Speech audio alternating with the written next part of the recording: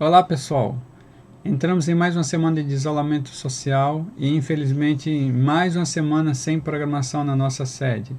Mas nesta semana nós temos um aniversariante. No dia 30, aniversaria Kícia Barros. A minha oração, minha irmã, é que o Senhor sempre abençoe sua vida, ministre o seu amor e a sua graça sobre a sua família.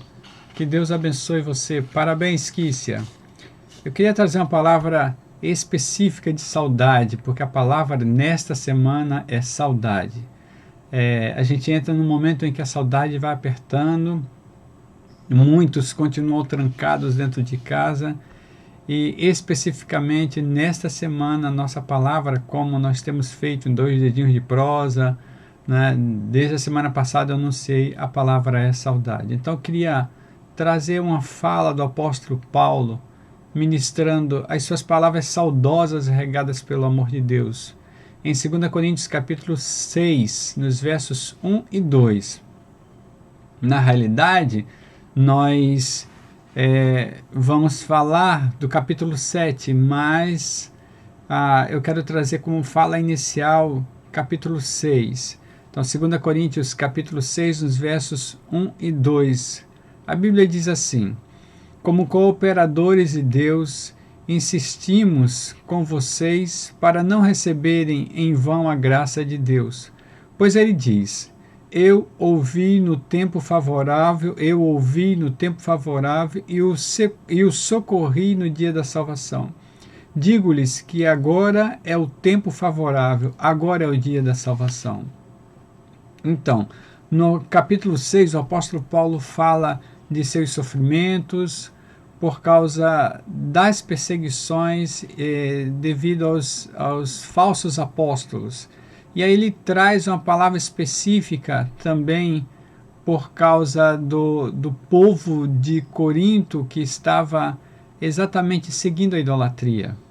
Ele traz uma palavra de santificação. Então ele traz promessas nos últimos versículos e aí ele inicia exatamente no capítulo 7 falando sobre santificação. E eu queria trazer um pouco sobre isso.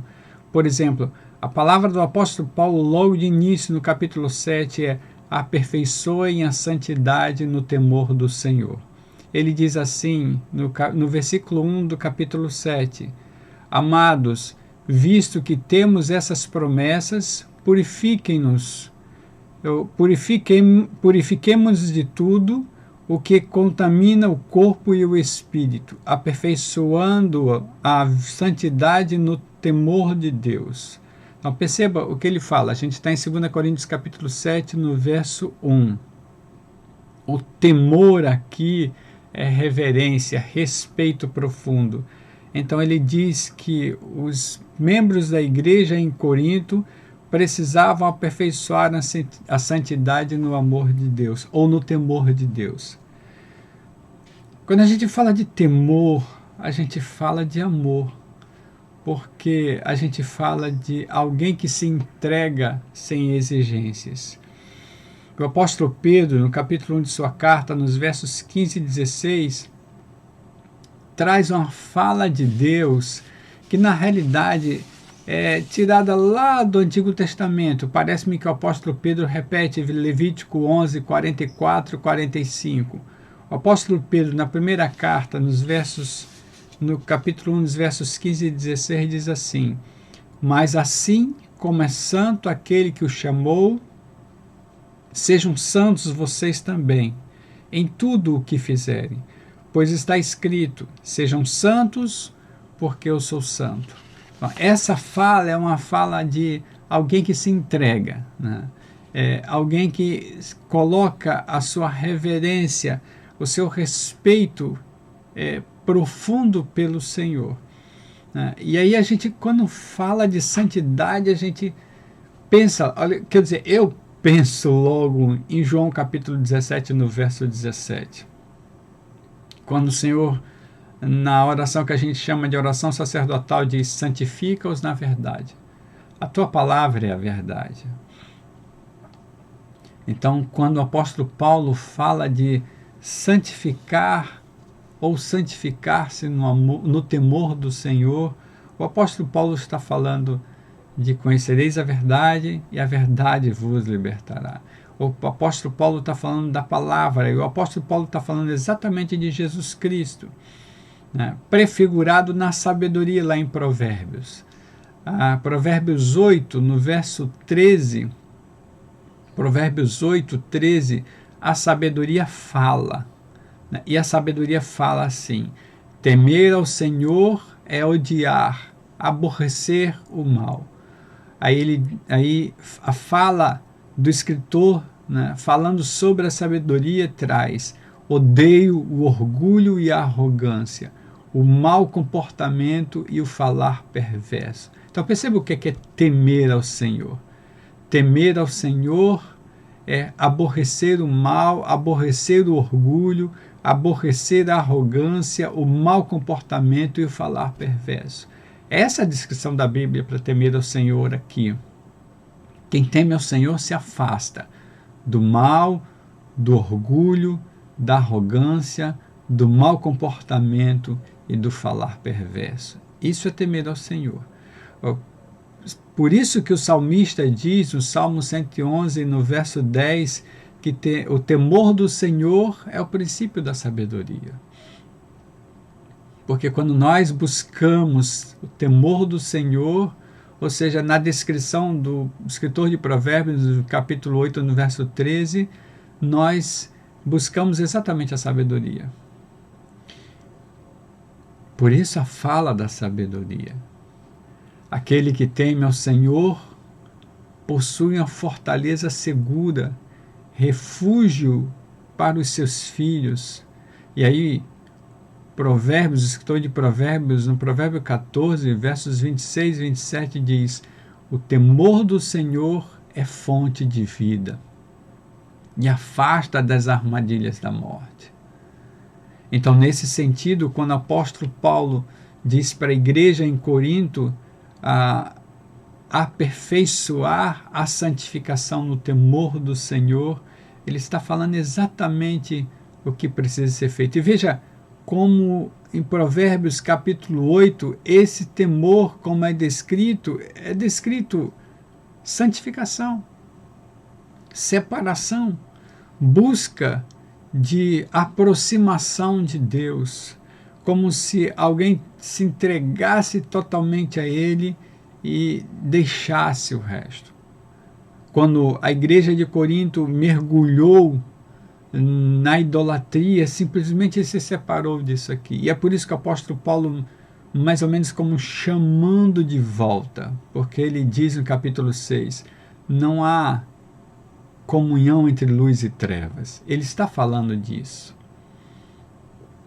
A busca de aborrecimento do mal, do orgulho, da arrogância, do comportamento ruim, do falar perverso, é se afastar exatamente das trevas. A busca de aborrecimento desse comportamento é se aproximar mais do Senhor. Por isso que a Bíblia diz que o temor do Senhor é fonte de vida, princípio de sabedoria. Afasta-nos das armadilhas da morte. Quem teme ao Senhor é fiel. Atos capítulo 9, no verso 31, a palavra diz que a igreja passava por um período de paz em toda a Judéia, Galiléia e Samaria. Ela se edificava e, encorajada pelo Espírito Santo, crescia em número, vivendo no temor do Senhor. O temor do Senhor faz com que o corpo cresça. Porque é um grupo de pessoas que se aproximam de Deus buscando vida. O corpo cresce exatamente quando cada um busca o temor do Senhor. E a palavra em Atos capítulo 2 diz que, vivendo assim, Deus ia acrescentando dia a dia os seus membros no corpo. Em 2 Coríntios capítulo 7, no verso 1, o apóstolo Paulo diz assim: amados, visto que temos essas promessas, purifiquemo-nos de tudo que contamina o corpo e o espírito. Ele está se referindo exatamente ao fato, aos fatos que ele estava relatando lá no capítulo 6. E aí ele diz, aperfeiçoando a santidade no temor de Deus.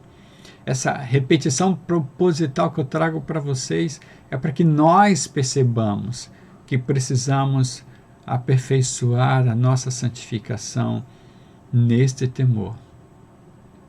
As palavras saudosas do apóstolo Paulo mostram como a igreja precisava estar diante de Deus. E é por isso que ele, com muita saudade, ele meio que brada: abram o coração para mim. Depois de dizer, aperfeiçoem a santidade no amor do Senhor, no temor do Senhor, ele diz, abram o coração para mim. Exatamente isso que ele diz nos versos 2 e 3 do capítulo 7. Ele fala, concedam-nos lugar no coração de vocês. Aí ele justifica esse pedido. Ele diz, a ninguém prejudicamos, a ninguém causamos dano, a ninguém exploramos. Não digo isso para condená-los, já lhes disse que vocês estão em nosso coração para juntos morrermos ou vivermos. E o apóstolo Paulo possivelmente esteja dando essa justificação pelo que ele vai falar mais abaixo.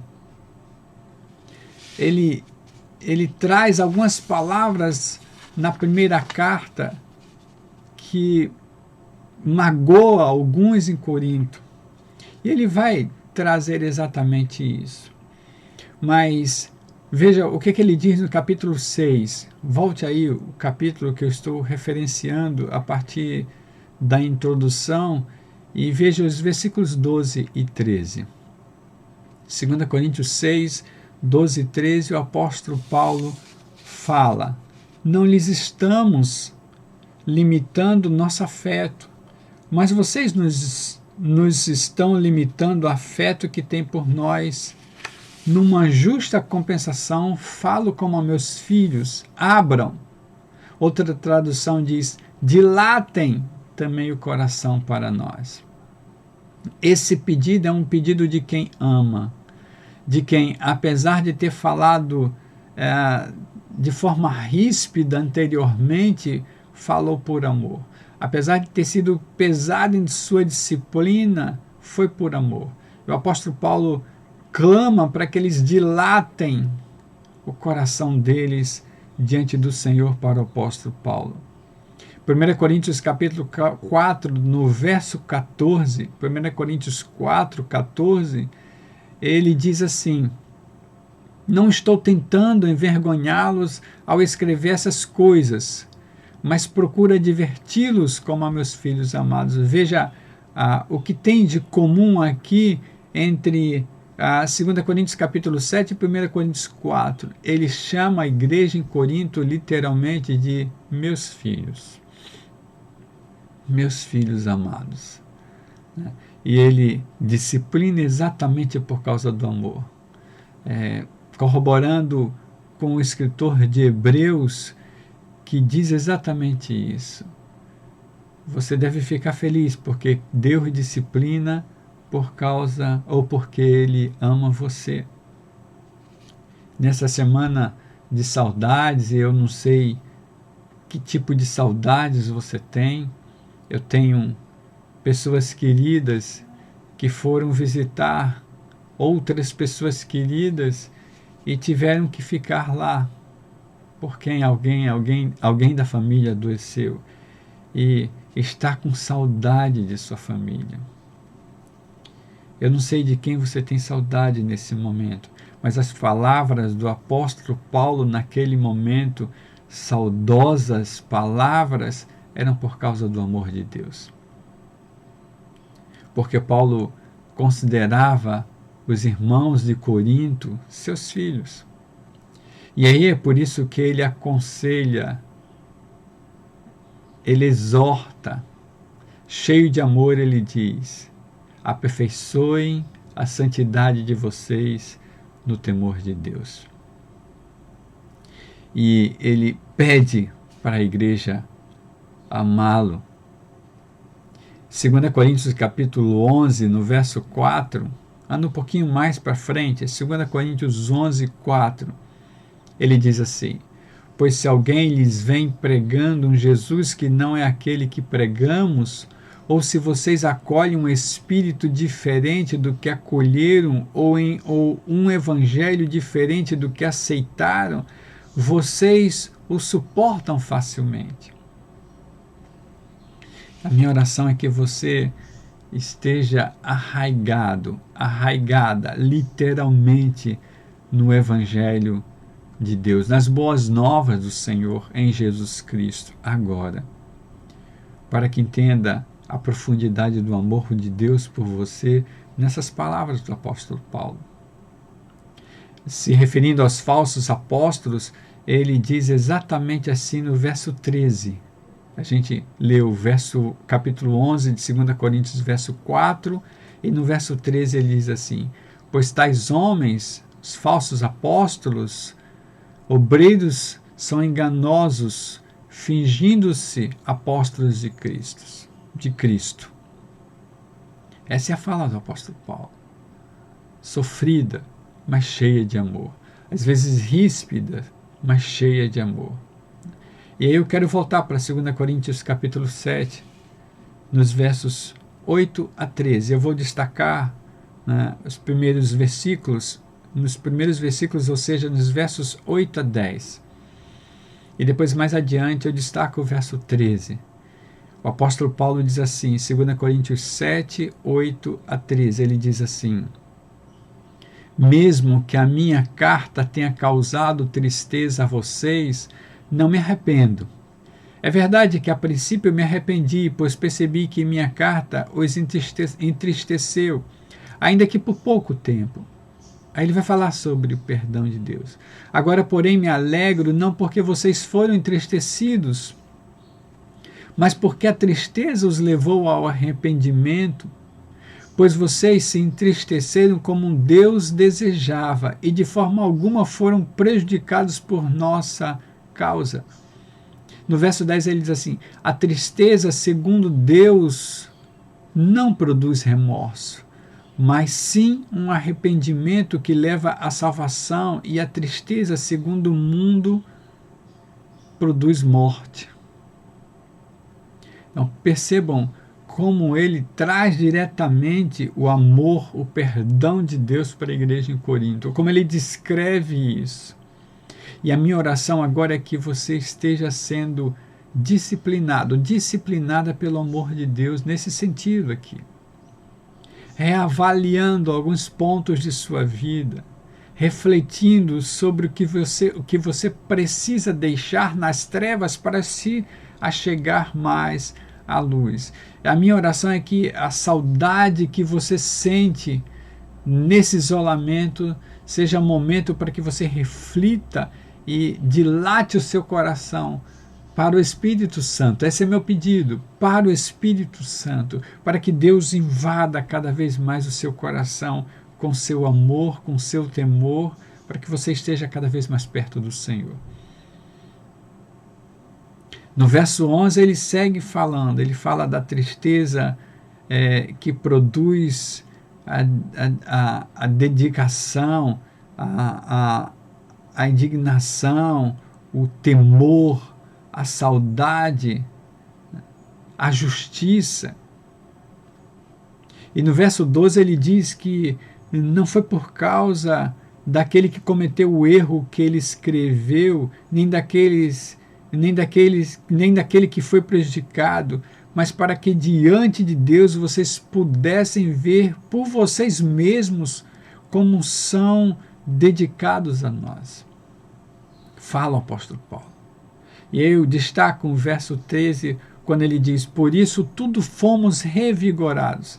Além de encorajados, ficamos mais contentes ainda ao ver que Tito estava alegre porque seu espírito recebeu o refrigério de todos vocês.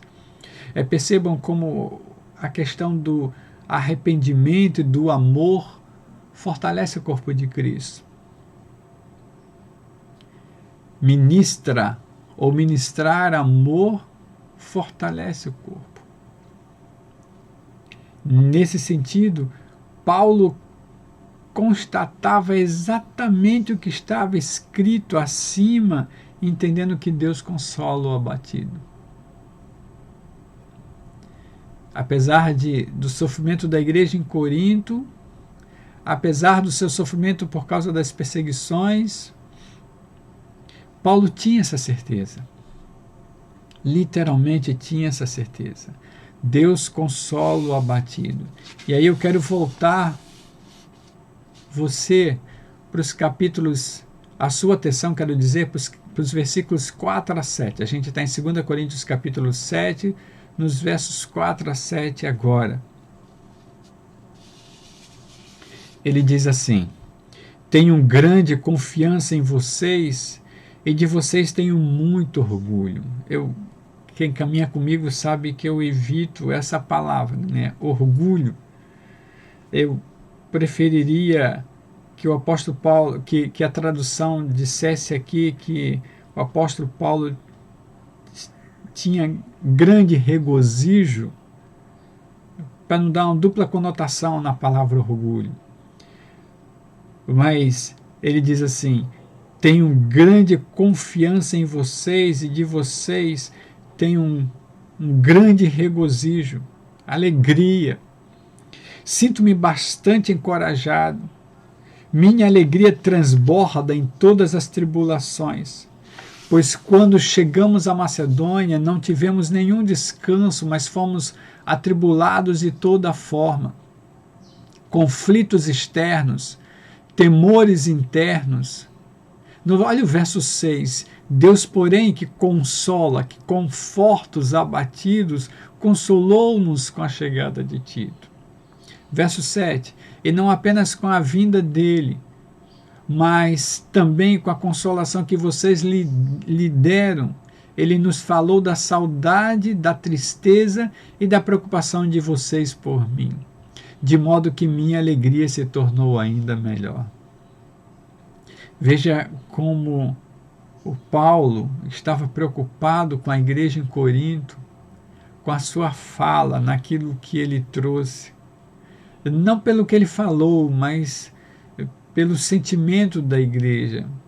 E aí a chegada de Tito, trazendo para ele que a igreja estava com saudade dele, reconfortou o coração dele. Mas eu quero destacar o verso 6, quando o apóstolo Paulo diz que Deus consola, Deus conforta o abatido. Essa é a minha oração nesse momento, que o Espírito Santo de Deus esteja envolvendo você de tal forma que você se sinta consolado, confortado.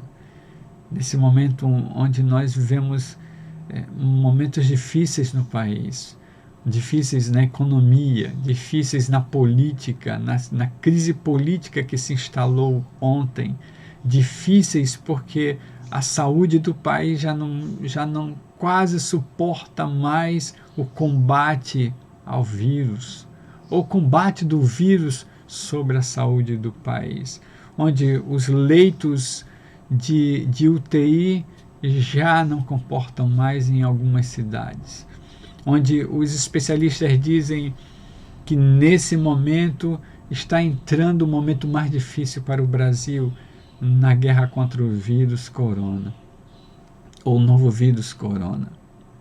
A minha oração é que Deus esteja nesse momento consolando, confortando o seu coração, porque Deus consola o abatido.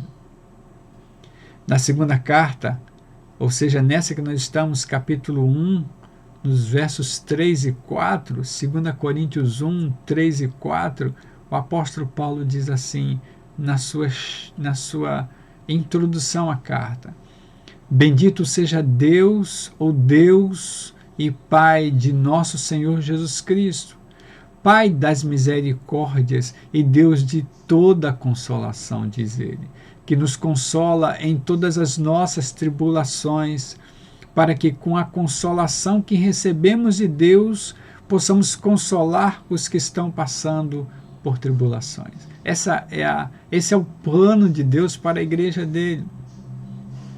recebam misericórdia, recebam consolação, porque vocês, recebidos ou plenos, quero dizer, de misericórdias e de consolação, vocês estarão prontos para derramar as misericórdias e as consolações sobre outros que passam tribulações. Essa é a minha oração para você, que você esteja sendo fortalecido, que você seja fortalecido no Senhor para derramar as misericórdias dele, as consolações dele, o amor dele, o temor dele para aqueles que estão sofrendo tribulações.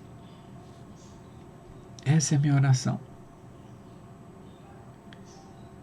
Isaías capítulo 51, no verso 12, eu quero trazer 2 textos específicos do profeta Isaías nesse momento. Isaías 51, 12, o profeta diz assim, na fala de Deus, eu mesmo sou quem a consola. Ele está falando de Jerusalém, ele está falando para o povo de Israel. Eu mesmo sou quem a consola. Quem é você para que tema homens mortais, os filhos de homens que não passam de relva? Ele mesmo lhe conforta, ele mesmo lhe consola. O profeta Isaías continua a sua fala no capítulo 57, verso 15. Isaías 57, 15, ele diz assim, pois assim diz o alto e sublime, que vive para sempre e cujo nome é santo. Habito num lugar alto e santo, mas habito também com contrito e com humilde, com abatido de espírito, para dar novo ânimo ao espírito do abatido e novo alento ao coração do contrito. É Ele quem habita no coração do abatido, do humilde, para que seu coração seja fortalecido nele, que simplesmente é o alto e sublime. Ele é o alfa e o ômega, princípio e fim. Ele é o todo-poderoso. É Ele quem está em você, através do seu espírito, fortalecendo o seu coração, consolando o seu coração, confortando o seu coração. Enfim, caminhando para o final, salmista no Salmo 42, nos versos 5 e 6, Salmo 42, 5 e 6, diz assim, por que você está assim tão triste, ó minha alma? Por que está assim tão perturbada dentro de mim? Ponha a sua esperança em Deus, pois ainda o louvarei. Ele é o meu Salvador. Ele é o meu Deus. A minha alma está profundamente triste. Por isso de ti me lembro desde a terra do Jordão, das alturas do Hermon, desde o monte Mizar. É o salmista que clama pela graça de Deus para que a sua alma seja confortada, consolada. E ele questiona, por que você está tão triste, minha alma? Eu ponho nele a minha esperança, no meu Deus, no meu Salvador. Então, nesse momento de tanta luta, de muitas tristezas, de tantas lutas, muitas tristezas, de pessoas que não sabem mais o que fazer por causa das perdas, a minha oração é: aperfeiçoe a santidade no temor do Senhor. Aperfeiçoe a santidade no temor do Senhor. Eu diria, né, quando o apóstolo Paulo ora, abra o coração para mim, eu diria isso também para você. Eu preciso, porque onde 2 ou 3 estiverem reunidos em meu nome, ali estarei. Eu preciso estar com você. Eu sinto saudade dos meus irmãos e irmãs queridas. Irmãos e irmãos queridos. estarmos juntos novamente. E eu quero em breve estar abraçando você, conversando com você, apertando sua mão. Mas a minha oração específica nesse momento é: abra o coração para Deus em Jesus Cristo.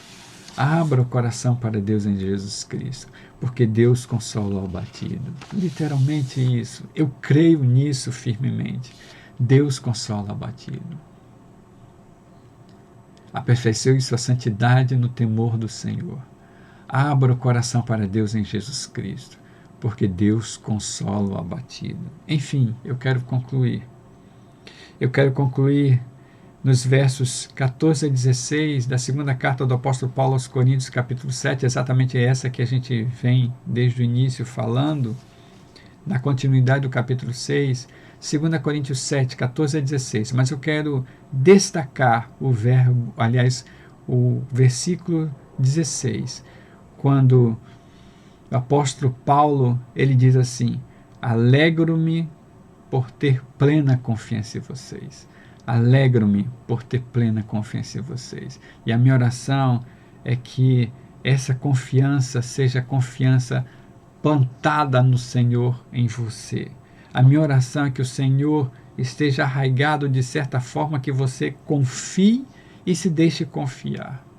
Confie e se deixe confiar. Eu quero trazer novamente os versos 1 e 2 do capítulo 6, quando ele chama-se de cooperador. De cooperador. E ele diz: insistimos com vocês para não receberem em vão a graça de Deus. Não recebam em vão a graça de Deus. Porque ele nos ouve no tempo favorável e nos socorre no dia da salvação. Vamos orar? Deus, quero te agradecer por esse momento, te louvar, te engrandecer, porque tu és o único digno de receber toda honra, louvor e glória. Quero engrandecer o teu nome nesse momento, porque tu és o único capaz de entender o que sentimos. Perfeitamente falando, tu és o único.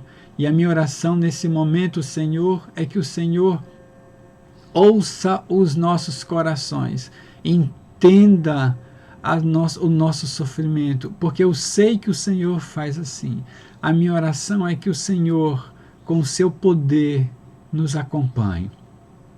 Nesse momento tão difícil, nesse momento de crises no Brasil, nesse momento onde muitos discutem para onde vamos, não sabem mais o que fazer, nesse momento onde o temor assola, nesse momento onde muitos desistem, a minha oração é: esteja conosco, Senhor, esteja conosco, pois eu entendo claramente que nós precisamos fortalecermos, aperfeiçoar a salvação no teu temor, Senhor.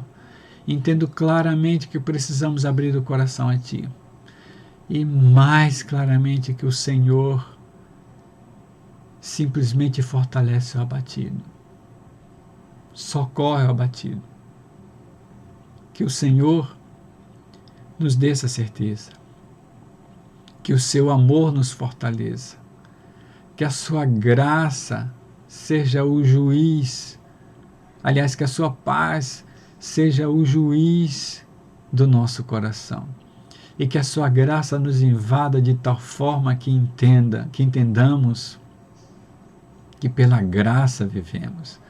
E que o Senhor não limita condições para nós. Quero te agradecer, Deus. Quero te entronizar. E quero te pedir que tu continues protegendo o Brasil, que tu continues abraçando o mundo.